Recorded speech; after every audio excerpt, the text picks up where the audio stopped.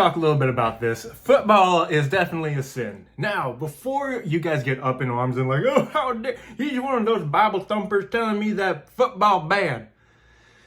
Anything that you take out of context and allow to run your life, is a sin. It's bad. It's not good. Whether it's football, beer, alcohol, women, wine and song, whatever the women, wine and song, yeah. Anything that you allow to control you in your life is a sin. It is bad for you. Now, I never use the terms good and bad or right or wrong, because what's right for you might be wrong to another. What's wrong to another can be right for another. It just depends on what side you're on, right? And how's it portrayed and what's your understanding. But I'm using football because I'm right now in a fantasy football draft with my friends. And I love the camaraderie with my friends. I like hanging out with my friends. I like talking shit with my friends because I'm a dude. That's what we do. We poke fun at each other. You made a bad draft. You're an idiot. Ha ha ha. But we all know that it's not serious. But think about it. My coach just said this week. If you ever just looked at people at a stadium, NFL games are so freaking boring to me. But I'm a New Orleans Saints fan. Who dat? Lifelong Texans fan. The Bill O'Brien days kind of knocked me out of Texans, so I give it my Texans fan card. And just because of that, they're going to go to the Super Bowl this year. I believe it. And I'm going to be that Houstonian who's like, damn.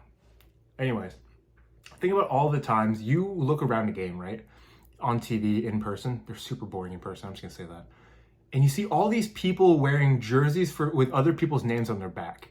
And you just have to stop and think, do you have nothing else going on in your life where the most important part of your week is what someone else is doing? Like if your kid has if you have a kid playing in the NFL, MLB, whatever, I think that's super awesome. Like when you see Craig Biggio's, as a Houston fan, Craig Biggio's son playing for Toronto, and he's at the game with a Biggio, like obviously he played, and you have all these people wearing his son's name. It's like, that is cool. But if you think about all those people, I'm going to go back to football. You think about all the people wearing Mahomes jerseys. Who else is big? Tagliavola, whatever. Being a Saints fan, Kamara, right? And you're like, you're so proud to wear someone else's name on the back of your shirt, but you can't stand up for yourself? Like, that makes no sense. All these drunk people cheering, like, yeah, football, go, smack him. Yelling at people like, you didn't catch the ball, that was your dang job. It just makes you think like, dude, this is wrong. Like, if your life is that sad, where your ability to enjoy life is based on the fact that someone else is doing something better with their time, it's amazing. And then those same people are like, well, technically, I kind of agree in this sense. Like, if I watch the game, I'm kind of paying your paycheck in a way, right? Like, if no one watched the NFL, no one would pay the NFL players, no one would want to play football. Plain as that. But at a certain point, it's just like, they don't owe you anything. Just like you don't owe anyone anything unless you choose to. They choose to play football. You choose to watch football. They don't owe you anything. They owe themselves to do their job, whatever it is. It's a tackle, it's a catch, it's a kick, whatever it is. But the fact that so many people spend so much time and energy complaining about what other people are doing, it's amazing. And I'm just using football as like the example, because that's what's coming up now. You're probably seeing all the football commercials, all the talk. My wife is even like, oh, so it's that time of the year where I lose you for an hour. I have one request, and I'm putting this on video for her too, and for my kids and posterity in the future. I watch my Saints games. I'll maybe watch other games here and there. I dedicate 10, 20 minutes a week to fantasy football.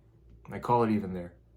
Because I've recognized, and I learned this from Granger Smith, who was a country artist from Texas A&M. I said to do it. I'm sorry, wife. I'll come back to that later. He said that football was a sin to him because he would take that and prioritize it over everything else. And now he's a pastor. And I love his music. So somehow this makes it to Granger Smith. Heck yeah. Shared a dip with him at a concert 7 years ago. Anyways. And nothing is bigger, and being a Texan, nothing's a bigger sin than saying Texas football, like, who cares about football? This past weekend, my team, HBU, now HCU, got stomped by SMU. But I said we, because I played for them. I was technically rostered. I didn't play for them because I wasn't that good. I maybe played like 3 snaps. 5 snaps, at most 5 snaps over the course of 2 years as a budding program. I said we, and my wife's like, I thought you said we never say we. I'm like, no. If you were a college, if you went to the college, like my wife is a Longhorn. Like Longhorn and Husky. So I'm just gonna say that. Dogs up and horns up. My wife as a Longhorn went to school there before the NIL, right? So technically her tuition is helping to pay for different things. I don't know where her money went. Her money either went to school, to this building, or whatever, or it could have gone to paying scholarship for the football team, building the facilities for the football team. So if you went to the college, you are allowed to say we. I played for the college. I'm allowed to say we. She went to the college, paid tuition, maybe paid for a scholarship. She's allowed to say we with Texas sports. I'm allowed to say we with Houston Christian sports. If you did not go to the game, if you did not go to the college, you cannot say we. There is no we. You're not bankrolled by them. They do not pay you. They do not ask you for advice. They don't scroll your social media saying, we should look at what Ask Munch 1969 said about this. This is important. They don't do that. Especially in the NFL. Being in Austin, we have a couple of people who played UT and played in the NFL. And they used to go to our gym. Yeah, we used to go to a gym with NFL players. And they can say we, even if they've retired, because they played the sport for that team. You, as an angry fan, cannot say, we ran the ball well. Like, the F you did. You didn't do jack crap. You drank a beer and complained about him with his name on your back like a tramp stamp. We. If you didn't play for the team, you didn't get paid by the team, you didn't do anything for the team, you can't say we. Cap. Like, period. I don't know how to use cap. No cap? No cap. Period. Whatever. I'm showing my age. Now, there's nothing wrong with sports. I love sports. As a man, you are driven to competition. You are driven to be competitive. You are driven to be a higher version of yourself day in, day in, day out. But there comes a point where you're using your competitive drive as an excuse to give up all your responsibilities and distract yourself. Like, how many times are you using football as an actual distraction versus something you're enjoying?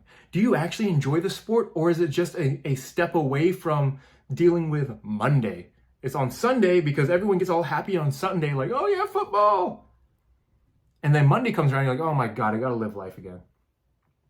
You live vicariously through all these players that literally have no idea who the hell you are. They don't know you anything. You don't know them anything. You want to enjoy the sport? Enjoy the sport. You don't want to enjoy the sport? Don't enjoy the sport. But the problem is when you stop enjoying your life to enjoy someone else's life, that will literally have no benefit to you whatsoever. I talked to my wife about this. Like, you have esport people who play video games for a living. I'm like, good for them. I would love to do that. I would love to play in the NFL. I would love to play in the MLB. Love to do that. But because I don't, I get nothing from cheering. I love my Astros. I love the Astros. Paying taxes, I can technically say my Astros. I love the Astros. I'm going to correct myself. I was wrong there. I love the Astros. I enjoy Astros baseball. I enjoy Saints football. I can't say love. I love my wife, my God, and my family. That is it. Got a little heated there. If you didn't play for them, you were never employed by them, you don't do anything for the team, there is no we. If you go into the college, you can say we. You play for the team, you can say we. We, as Houston Christian University Huskies, got stomped by SMU. My wife is a proud Longhorn who can say we won against Colorado State. I cannot say anything like we at A&M because I did not go to A&M. She cannot say we with the New Orleans Saints because she's not a New Orleans Saints fan and she doesn't watch that. And she's also a Yankees fan. So I love you, wife. Now, do you see how we joke about this? We used to watch Yankee Astros games together because it was fun to poke fun at one another. But it was never about the sport itself. It was our time together. I'm in a fantasy football league with my friends because it's not about fantasy football for fantasy football. Because I know how I can be and get drained in it. I love the data. I love the statistics. I love being able to play. But I recognize when it takes time away from my family, from my wife, from my work, from me, where it doesn't fuel me anymore, rather it's taking more energy away from me. It's sucking the energy. It's vacuuming out the energy from me rather than fueling me like a battery. Which I don't even know. Everyone uses batteries. Never mind. I was going to say lightning cord. Which even now is a USB-C. So take that to the bank. Football's a sin. Everything you enjoy is a sin if you over-enjoy it and indulge in it too much. Just like how everyone's like, money is evil. Like, money's not evil. The love and lust of money is evil. The love and lust of anything that takes you away from your responsibilities to fuel something, to feed something, to spend time on something that doesn't actually give you a return on your investment, that is a sin. If you pray all day, but you have nothing to show for it, prayer is probably a sin. I'm going to be controversial there. If you pray all day and you do nothing with it, and your family's starving, you're starving, you have not taken care of the bills, that's a sin. If you do charity work all day, every day, but you can't take care of yourself, I think that's a sin because you're hurting yourself. Plain as that. Anything taken to an extreme can be a sin. That's not saying don't do charity work. That's not saying don't take care of others. That's not saying don't pray. That's not saying don't make money. That's not saying don't enjoy football and whatever sport you watch. Just recognize when you're doing it too much and when is it becoming a hindrance rather than something you enjoy. And it's a distraction from you enjoying your life, trying to live out vicariously through someone else's life. This is Laurence with Candle Mindset. I do this to give you a little hope and inspiration as you go about your day and week. In peace, love, and light. Good morning, good afternoon, good night from wherever you're watching. Until next time, talk to you later.